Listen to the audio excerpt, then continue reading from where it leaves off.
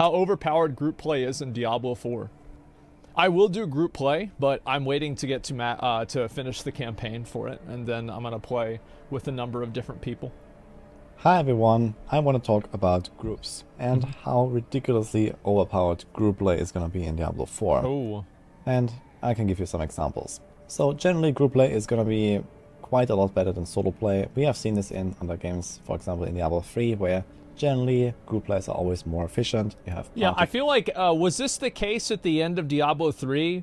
Because whenever I played it, the highest ceiling that you could get to was doing a group of 4 people doing G-Rifts, where you had like one guy spamming like defensives and CC, who was like literally ZDPS, and then everybody else just built completely for damage. They were effectively a tank. Okay, yeah, I thought so. Synergies, you have XP bonus for being in a party, and of course in an open world game like Diablo 4, there are other shenanigans, like you can actually teleport to each other and potentially skip long travel distances and these kind of things. So there are these like typical group buffs, I guess, that just come into play, just, you know, by virtue of having more people doing things and running around. And of course, because you can synergize with your builds. You can combine various, you know, support characters potentially, or even just builds that kind of harmonize in some way. For example, Ice Shard sorcerers that just proc off each other's Frost Novas, for example. Or you can combine such an Ice Shard sorcerer with an Ice or Cold Imbue rogue, for example. So, of course, the fact that you have more puzzle pieces allows you to just synergy be more for efficient, like damage, because you can potentially have, you know, hyper scaling of builds in some form. But exactly what you see here is also very powerful. Like, you can just TP to another party member, you can get a waypoint. In fact, you can even do that when you don't even have this stronghold cleared here. This is one of the strongholds. I had no idea. But of course, teleporting to each other is nothing really fancy. This is very expected in a multiplayer game, that you can actually play together and find each other. So of course you have trading between party members. So for example, when you play the same class, you're going to find the same loot. You can share it between each other. Or you can just... Isn't it like to where some legendaries aren't tradable? And I'm pretty sure uniques aren't tradable either. Like, I could be wrong about that, but I don't think that they are. Trade with other people, they can just give you stuff. We absolutely Only rares, see stuff like, you know, streamers that have a huge community, just give them free gold. Hey, yo, what the fuck? Elixirs, so we have, hey, like, yo, can just give you, so you're gonna find the same loot. You can share it between each other, or you can just trade with other people. They can just give you stuff. We absolutely gonna see stuff like, you know, streamers that have a huge community, just give them free gold, free items, free elixirs. So we have like a massively more powerful character than you should have, because hey, look, all right, so, all right, look, okay, here's the thing, all right, so, I'm actually not going to take any gold or anything like that on my barbarian. I'm not going to take any stuff. I'm not going to. If I'm doing a group with like a friend of mine and they get an item and they give it to me, that's fine. I think that's totally okay. That's part of the game. But like in terms of using my stream to get loot, I'm actually not going to do it. And before, you see, y'all go and you play this cap shit. You play this cap shit and you're fucking lying. Because I spent 76 fucking hours building this ward loop character at 5 in the fucking morning for a week in Path of Exile. Not once did I take a handout. So shut the fuck up. Who cares? It's PoE? Bro, PoE is going to be infinitely more hardcore than Diablo. And I'm not saying it's going to be better. I'm just saying it's going to be way more hardcore. I ain't going to do it. I'll do like a build showcase like once I finish the game and I just want to show a build and I'll take gear for that. Yeah, maybe. But like in terms of like me playing the game at the beginning, absolutely fucking not. If you take gear in an ARPG, that ruins like that's literally the whole game. The whole game is built around loot. So if you take loot, that's not the game. Lost Ark's not an ARPG, it's an MMO. You get all the loot you want. You're still going to get killed by Vulcan whenever he knocks you off the platform. Because of that. Or you can just teleport to various places of interest. You can, you know, have people run towards the world boss for you, and then they invite you, and you teleport to them. You can let them run to the dungeon. You can teleport to them for the dungeon. You can even have something like a cellar filled with goblins. That is actually a thing that is quite rare. Well, if you find a cellar filled with goblins, you're gonna invite 3 friends, and everyone gets a bunch of free legendaries. And if you just chain this back to back to back, that sounds pretty good to me, actually. So wait, oh shit, yo, I could go and then have people fucking spam invite me for cellars full of goblins, and I could teleport to them, and I could spam farm goblin cell. Oh my god, that's such a good idea, guys. Oh man, bro, that's such a good, that's a good idea. And the thing is, bro, Kriparian did this in Diablo 3. Nobody ever complained about it. You remember watching him sit there next to that fucking portal in Act 2 for like 3 weeks? But now whenever I do it, everybody loses their fucking mind. Oh, whatever. So whatever. Of course, you know, these kind of things that you can really go crazy with if you try. Now, another thing is that, for example, in outdoor content, enemies don't actually seem to scale up with the amount of people present. So I already showed this for the server slam with Ashava, for example. It doesn't seem like even the world boss scales with the amount of people present, or if it does, very little. And I think outdoor monsters just don't scale at all. So any kind of like outdoor zone farming, any kind of outdoor events are just significantly easier. Oh wait, yo, let me see that real quick. Zone farming, any kind of outdoor events. So these are this is like the battle pass right here. And you get a skill point. You gotta get the third one. You get O-Bowls and Paragon point. You get 4 Paragon points at the end of that. Okay. Oh, that's Renown? Oh, that's another battle pass. Okay, I get it. Are just significantly easier when more people are there. You can kind of like split up and just like, you know, grab experience from guys, people I'm just running memeing around. I know it's not the battle pass. Just off screen somewhere, and kind of farm your way through the zones. Do side quests more efficiently because you can potentially share and certain, like, you know, kill objectives and these kind of things. So that obviously also helps to speed up. It's a bit like split farming bounties in Diablo 3, I guess. Yeah, I remember I did that one. There's also like the event farm that people were doing. So I don't have a clip of that, but for example, under Kyovashad, there was like a certain event spawn that people were abusing in groups, and they were just like trying to get into their own instance all the time and reset the event that way, but just like server hopping, so to say. So they were TPing to town. They were coming back, they were in like a new layer of the same zone with a new event spawn. They finished it, and then they invited their friends right before they finished the event, and then you would just farm like O-Balls over O-Balls over O-Balls. Like every half minute or so, you could just complete an event if you did that right, and people were farming literally thousands of O-Balls per hour with that strategy. That's crazy. In the server slam. So Where that was is actually very feasible just a few weeks ago. But this is not really everything. It gets crazier than that, and this is that when you finish a dungeon, for example, in a group. O-Balls are those are the items. Remember back in Diablo 3 where you would talk to the vendor and you could buy like belts and shit? And then like one of them could be like the good belt? It's like that. They're blood shards, yeah. You can actually share the renown and the completion. So you see me here finishing this dungeon, and Macrobio Boy, who's in my party, actually does get the completion from it. What? So this is no joke. He can actually split farm the renown from dungeons and the codex powers. So you see here you have this dungeon pop up at the end of a run, and now you can see that I was able to complete dungeons that I never stepped foot into. You see here. So I could just go AFK watching YouTube videos and somebody could just clear the whole game for me? That sounds good. Damn, all right, cool. I'm standing literally in Kyovashad. This saves me a lot of time. And I get the dungeon completion. For example, for Dark Raven, from Theo just doing the dungeon for me. I was worried this game wouldn't have here, autoplay. Like, I'm Turns in the middle like it of this sunken library dungeon, and Macro is doing the Purtuit Acuthier, which is like some dungeon in Kyrgyzstan. I was not even in the same zone, I believe, and it just completed a dungeon for me. So what you can actually do is when you have 4 people, not only can you like completely like teleport around to each other, share waypoints, share the loot, etc., but you can actually just like go through a zone and everyone does like 5 or 6 dungeons and you have the entire zone completed by split farming all of the renown and all of the dungeons. I don't know if I'll do that or not. You know, like I haven't really decided. So I'm pretty sure this is a relatively major bug, but at least this is how it worked.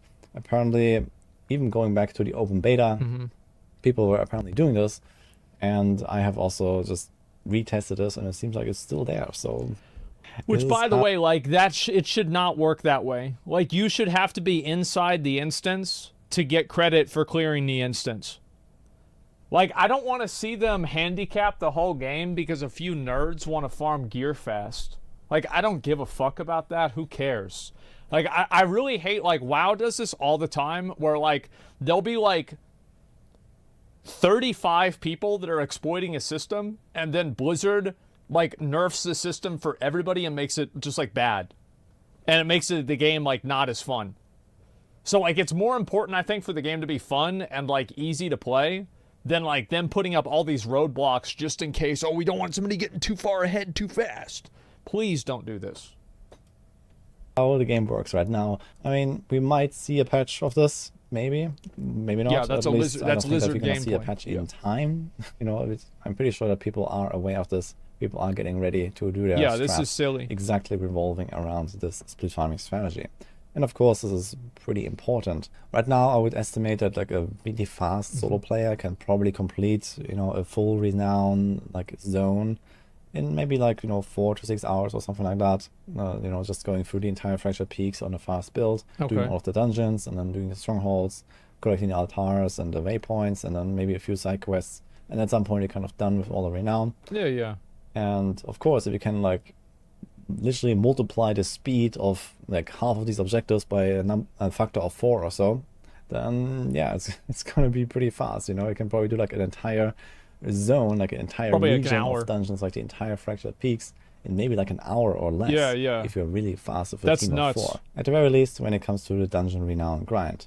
But this is still not everything. So there are also Again, just, I feel like that kind of regular stuff, gaming like, yeah, you probably could do it that fast. It would not be a big deal, but I don't really know if I'm going to go that hard because, like, there's no reason to. Like, what do I get out of that?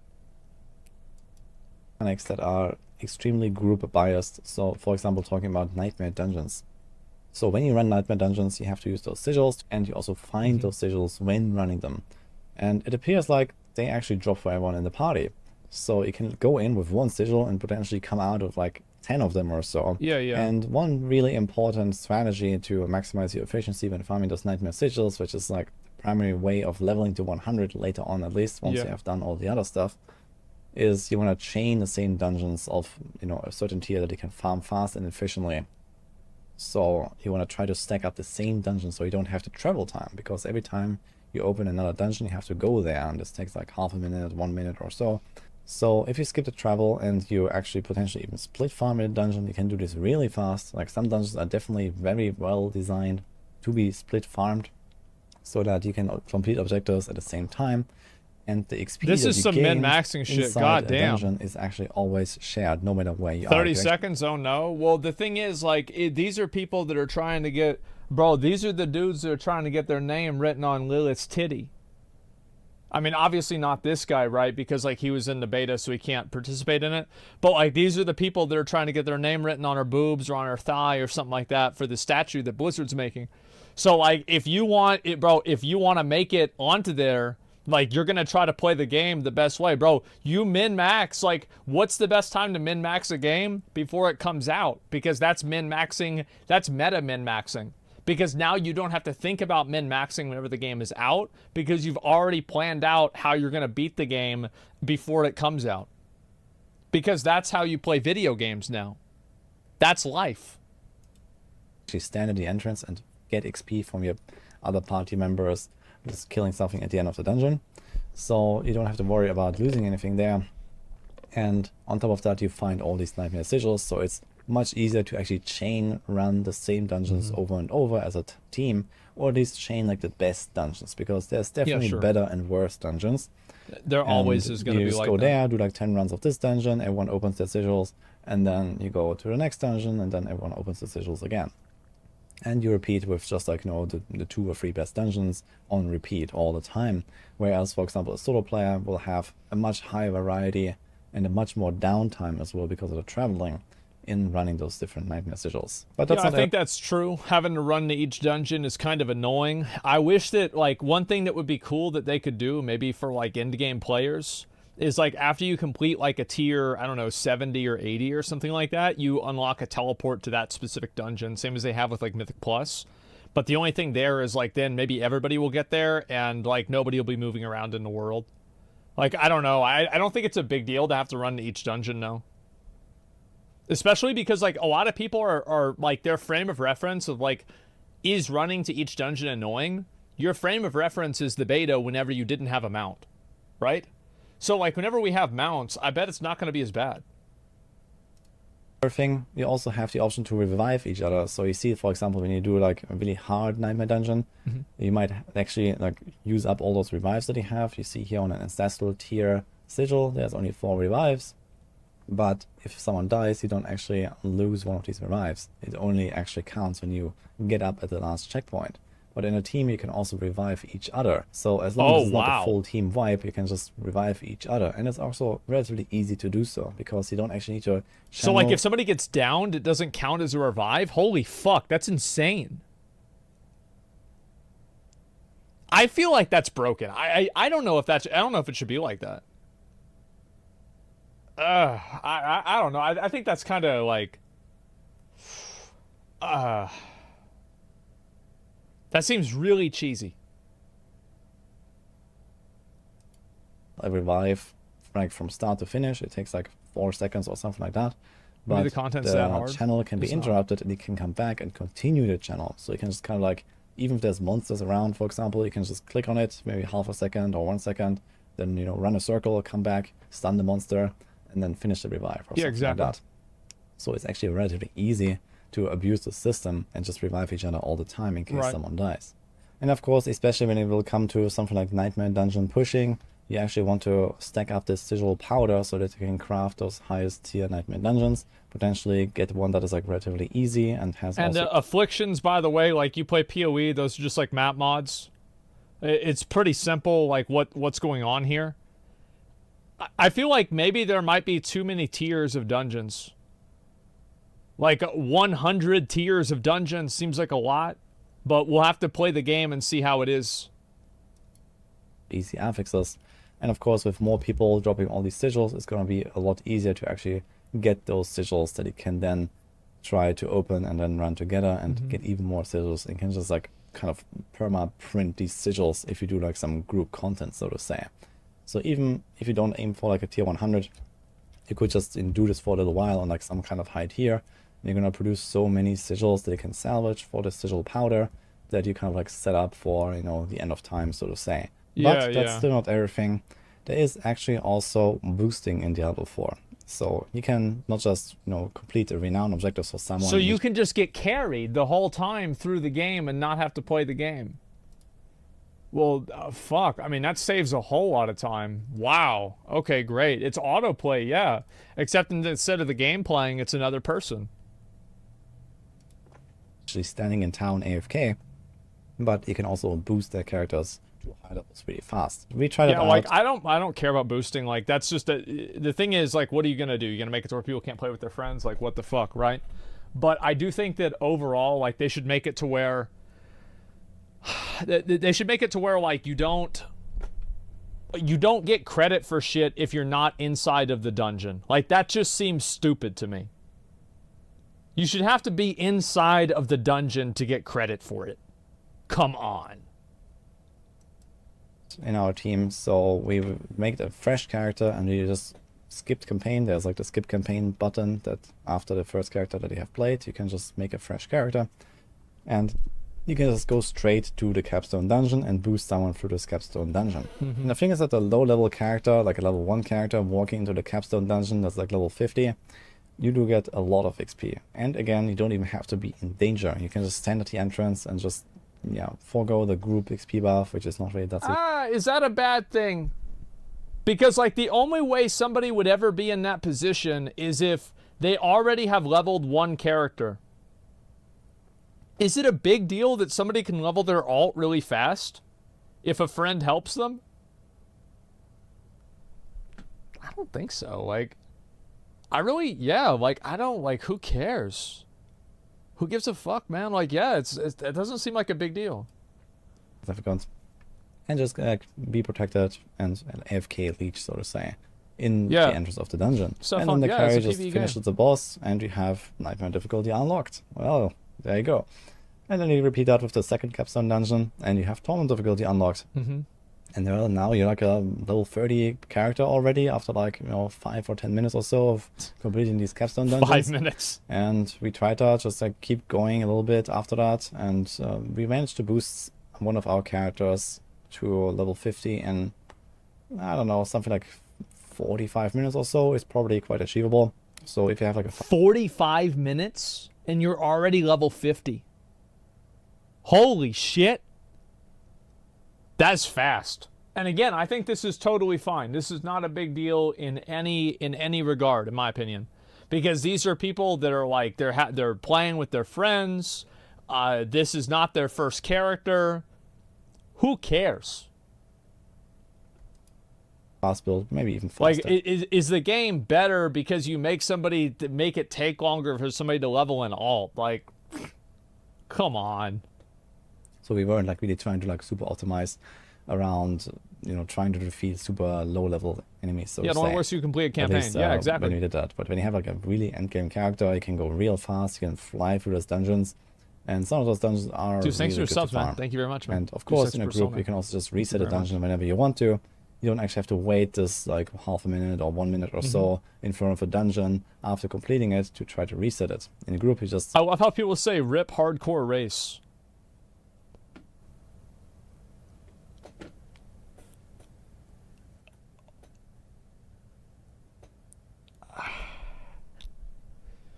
Do you know how the game works? Do you know how the game is... do you know how it works? Like, because it doesn't work that way. Reset the party and you go back in. So yeah, in general, I don't really have much of a problem with group play being good. It's kind of fine. It's a multiplayer game. It's an online game. It's okay if there's like kind of like an incentive.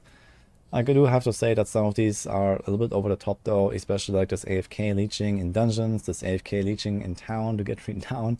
Like, I think that if somebody wants to stay at the beginning of the dungeon and get experience and just sit there and get farmed by their friends, I don't see this being a big deal. I really don't give a fuck. I don't think it matters. But what I do think matters is like, if you're getting credit for dungeons that you're not even in,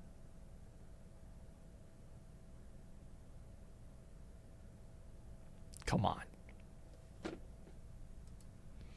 you can literally have people just like, standing in town and begging for someone to invite them while just AFK. Like, we're gonna see that for sure.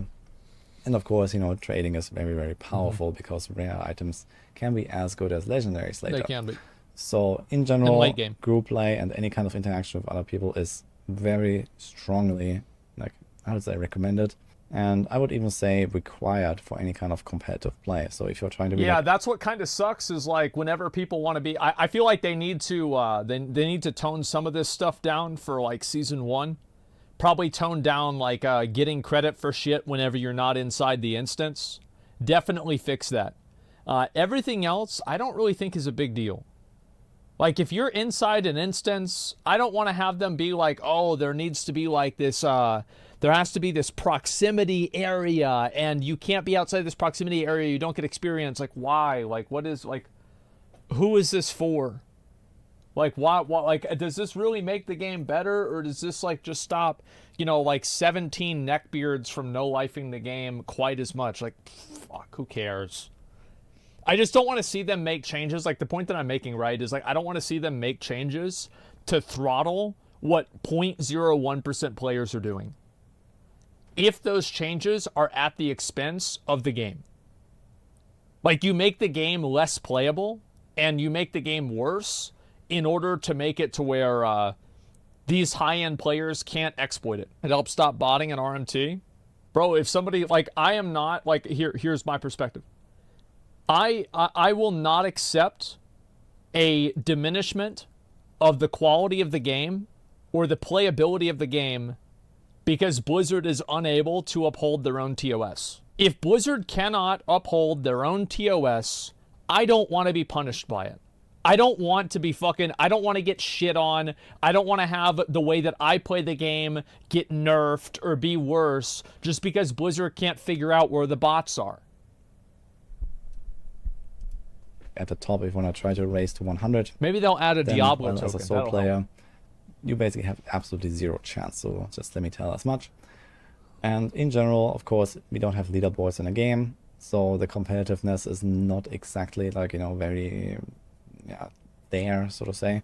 But people still want to try to compare. People still going to have their own competitions. They want to get that 100 or 1,000. In terms of competitiveness, it's definitely a major issue. So people want to enjoy the game on their own as well. Yeah. And if you don't have like really any chance whatsoever against group players, that's a bit of a problem. So it just takes away from the fun. Personally, I'm also a big solo enjoyer, so you know I like the SSF live. Yeah, I'll play solo. I think long term, this is something that the devs should think about. You know, making some kind of SSF mode, or at the very least, some kind of like SSF. I don't see why they don't make an SSF mode. I see, like, what is the value in not having it? It just seems like an easier way to, like, for people to just not have to worry about this stuff. Verification of some sort, so that people that actually do not want to have any kind of group advantages, no trading and all that, they can at least, like, you know, kind of prove that of some sort, and maybe have, you know, like a leaderboard filter for these kind of things. A lot of that makes sense. I think that would at the very least be very useful. Now, what it means for the launch of Diablo 4 is there's definitely going to be real money trading of items. They're certainly not going to try to find them in-game, because there's only the trade chat, and that's a really awful tool to try to find any kind of trading partner, either selling or buying. Ooh. We're definitely going to have people that have either an army of bots or an army of followers, feeding them with gold, with items, with elixirs, so that they are generally just more powerful and have an easier time. Yes. And obviously to gain an advantage. And then there's also going to be, like, you know, get your full Fractured Peaks. And again, like, I don't give a fuck about that. If somebody wants to do that, let them do it, man. Just let them do it. Who cares? Is it really that big of a deal that, like, oh, a few streamers are going to exploit the game? I don't want to see everybody else get punished for a few people. Like, who cares? Completion, every, you know, all 23 dungeons, you know, just $3.99, stand AFK in town for 1 hour and you're done, kind of deals as well. So I definitely expect that to happen. Now, does it mean that the game is going to be terrible? Absolutely not. I think the game is awesome. I just want to kind of like shed some light on these issues though. So this is things that the developers need to pick up on and just try to fix, try to find solutions. Like at the very least, fix this dungeon split farm. I guess this is a relatively obvious one in my opinion. Maybe they weren't aware. So, okay, you know, it might get hotfixed, who knows. But in general, at least we need something, I believe, that makes solo play a little bit more worthwhile. I don't want to sound like I'm ranting about this now. It's just that this is how the game works, and I believe adjustments can be made. So that's about it. Okay, let me know your thoughts about it. Maybe also weren't aware of. Yeah, I agree with a lot of this. I imagine absolutely. This is probably news to a lot of people. I actually talked about this earlier.